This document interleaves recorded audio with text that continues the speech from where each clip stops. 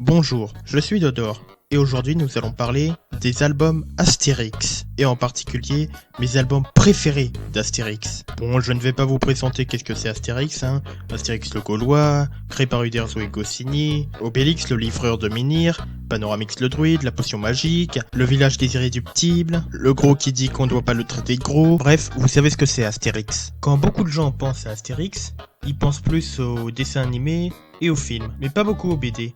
Ce qui est un peu dommage, parce que les BD Astérix, c'est un peu la base. C'est pour ça qu'aujourd'hui je vais faire le top 10 utile de mes albums préférés d'Astérix. Ah, et dernière petite chose avant de commencer, il y aura sûrement certains d'entre vous qui vont me gueuler dessus en mode espèce de sale merde, pourquoi tu n'as pas mis cet album dans ta vidéo? C'est mon album préféré et t'as osé mettre cet album? C'est scandaleux. Et ça se prétend fan d'Astérix? C'est mon avis, c'est ma vidéo, je fais ce que je veux. La fille de Vercingétorix. C'est le 38e album d'Astérix. Un soir, deux chefs Arvernes escortent une jeune fille mystérieuse au village. Il s'agit d'Adrénaline, la fille de Vercingétorix, comme le titre de la BD l'indique. Et elle doit se cacher des Romains. Pourquoi? À vous de le découvrir. Je vais pas vous spoiler quand même. La première chose qu'on remarque, c'est que cet album fait beaucoup référence aux jeunes d'aujourd'hui. Par exemple, regardez le torque que porte Adrénaline autour du cou. Ça fait vachement penser à un casque audio. Et puis aussi le fait que les jeunes du village se rebellent contre les adultes. Et je vais vous dire un truc, Adrénaline est 1000 fois mieux que Gaudurix. Parce que au moins Adrénaline est attachante, autoritaire, et aussi elle a une bonne personnalité, contrairement à cette merde de Gaudurix, où lui par contre il est insupportable, chiant et trouillard. Vous sentez à quel point je déteste ce personnage? Oh, il y a aussi une référence à Charles Aznavour, qui est un pirate. Bon d'accord, ça c'est pas trop une référence pour les jeunes d'aujourd'hui. Astérix et la Transitalique. Astérix et la Transitalique est le 37e album. Le sénateur Lactus Bifidus veut organiser une course de chars sur les routes romaines pour prouver que les routes romaines sont en bon état, alors qu'en réalité, elles ne le sont pas. Astérix et Obélix vont devoir participer à cette course de chars, et ils vont devoir être confrontés à plusieurs concurrents, notamment le grand favori, Coronavirus. Attends, quoi? Non, rien, passons à la suite. Le Bouclier Arverne. Le Bouclier Arverne est le 11e album d'Astérix. Le chef du village, Abraracourcix, a très mal au foie, car il a trop mangé. Et donc le chef doit subir une diète. Et donc Astérix et Obélix doivent l'emmener dans la ville d'Aquae Calidae. C'est Vichy. Pendant ce temps-là, Jules César recherche le bouclier de Vercingétorix dans la même région. Et Astérix se dit qu'il faut rechercher le bouclier avant Jules César pour une question d'honneur. Astérix et Obélix vont devoir enquêter pour savoir qui a actuellement le bouclier de Vercingétorix. Oui, parce qu'après que Vercingétorix ait déposé les armes à César, ou plutôt les balancer, un légionnaire romain s'empare du bouclier, puis se le fait prendre par un autre légionnaire, et l'autre légionnaire se fait prendre le bouclier par un centurion. Ensuite le centurion va dans une auberge, et ensuite on sait pas trop ce qui se passe parce que la case est en train de rétrécir. Ce qui est assez marrant dans cet album, c'est les habitants de Gergovie. À chaque fois qu'Astérix leur parle d'Alésia, les habitants de Gergovie leur gueulent dessus, en disant qu'ils savent pas c'est quoi Alésia. Mais pourquoi les habitants de Gergovie disent qu'ils ne connaissent pas Alésia? Remettons un peu de contexte. La bataille de Gergovie et la bataille d'Alésia ont eu lieu la même année, à savoir 52 avant Jésus-Christ.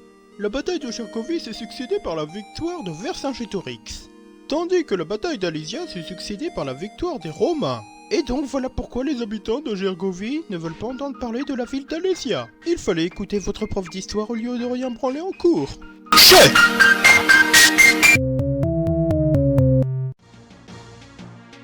La Zizanie.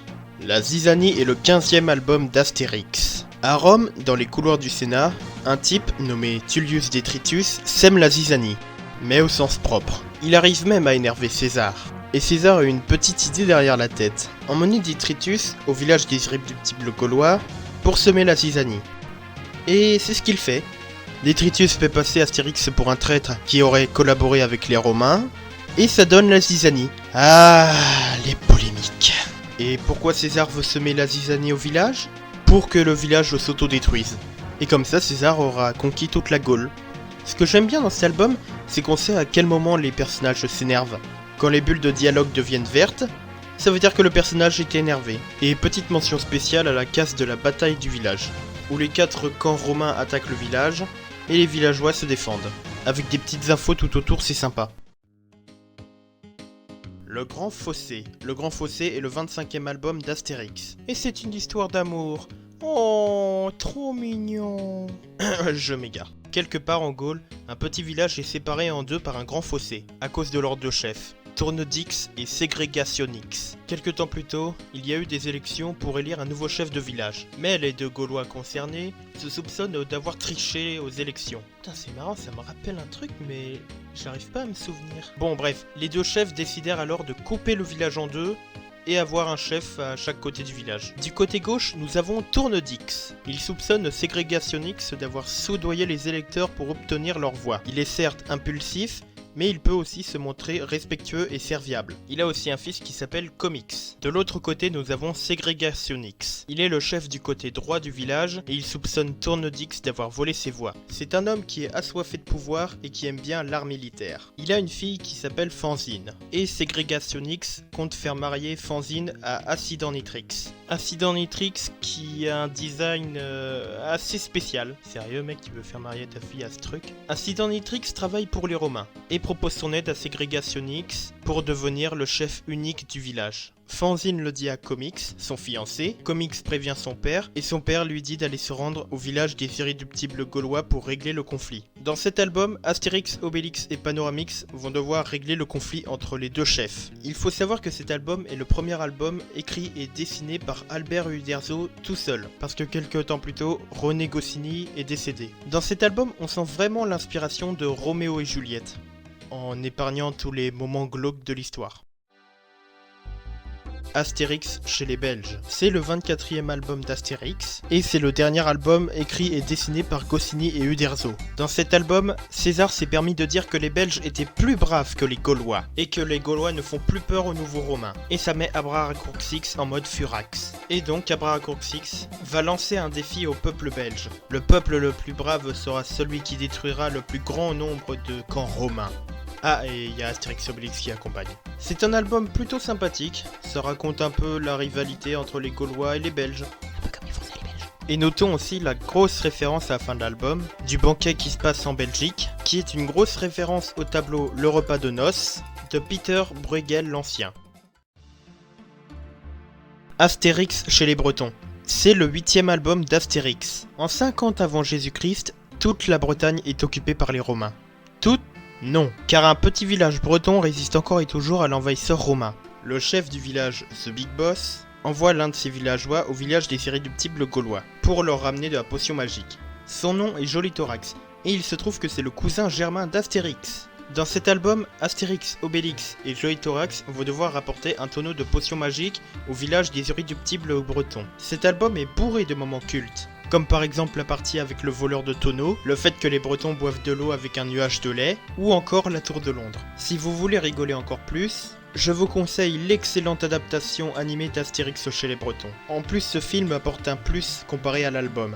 Il y a Idéfix. Oui, bon, il y a aussi Idéfix dans l'album, mais il n'accompagne pas Astérix et Obélix. Sinon, je ne vous conseille pas de voir le film Astérix et Obélix au service de sa majesté. Non, sérieusement, ne regardez pas ce film. Les acteurs jouent mal, les effets spéciaux sont moches, les costumes et les décors font toc, les blagues sont pas drôles et quelquefois un peu douteuses, même pour l'univers d'Astérix. Ils t'ont rajouté une histoire d'amour chiante et ennuyeuse. Ils t'ont rajouté l'histoire d'Astérix chez Breton avec Astérix chez Normand, album où il ne se passe rien. Tous les personnages bretons sont joués par des acteurs français avec un accent anglais, là où dans le film d'animation, les voix des personnages bretons ont été jouées par des anglais, ce qui donne un meilleur accent, et les meilleures blagues de la BD et du film d'animation retranscrits en live sont tous nuls. Genre, vous vous rappelez du voleur de tonneaux, Face de Rax? Dans la BD et dans le film d'animation, c'était hilarant. Obélix qui engueule Face de Rax en lui disant de parler, et celui-ci lui disant qu'il parlerait. Ce gag est hilarant, alors que dans le film, déjà Jolithorax il cherche le tonneau tout seul, et puis hello, je cherche un tonneau. Mais je n'ai pas de tonneau. Vous êtes le voleur de tonneau. Et qu'est-ce qui vous fait dire que je suis un voleur?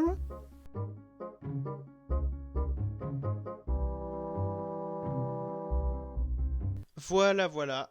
Ah, et il y a aussi Godurix. La Serpe d'Or.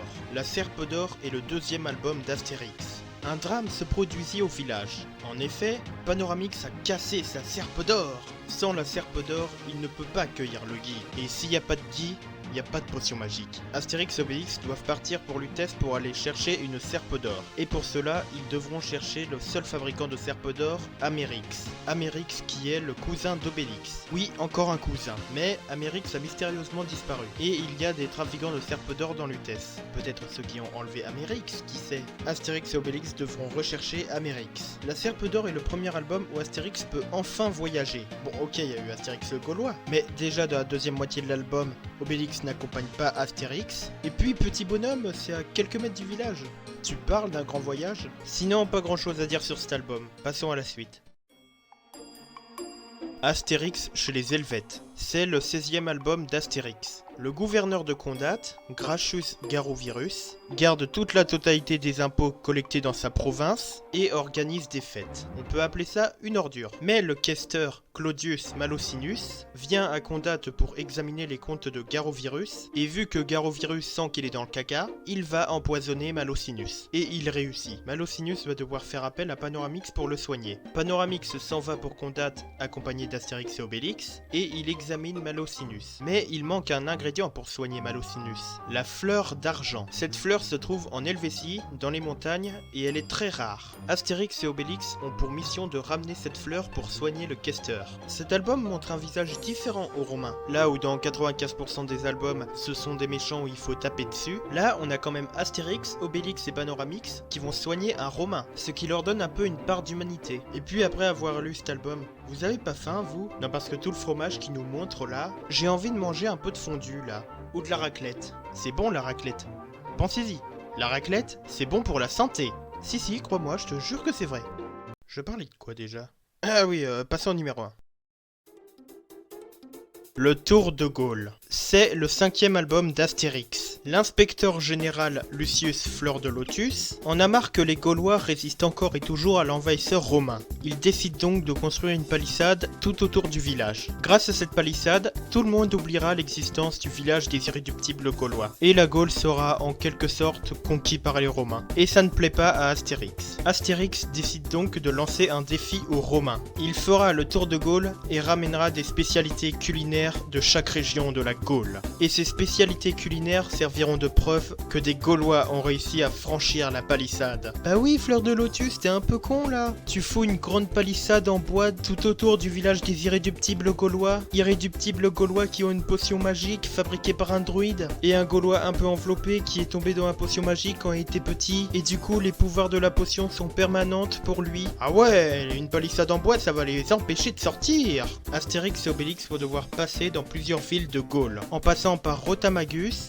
Lutèce, Camaracum, Durocortorum, Divodorum, Lugdunum, Nisae, Massilia, Tolosa, Aginum, Burdigala, Gessocribat, pour enfin terminer au village gaulois. Cet album est génial. Pour beaucoup de gens, il est considéré comme l'un des meilleurs, voire le meilleur album d'Astérix. Il y a beaucoup de références, il y a des personnages marquants, comme par exemple Beaufix, Changé de Lix, César, non pas ce César, je parle de l'autre, voilà, César Label de Sadix, et surtout cet album marque la toute première apparition d'Idéfix. Oui, ce chien plein de poils c'est Idéfix. Bref, cet album est génial. Tellement génial qu'il aurait dû avoir son propre film live. Mais au lieu d'avoir eu un film live Astérix tiré de l'un de ses meilleurs albums, on a eu ce truc de merde, que je déteste ce film. Bref, voilà mon album préféré d'Astérix.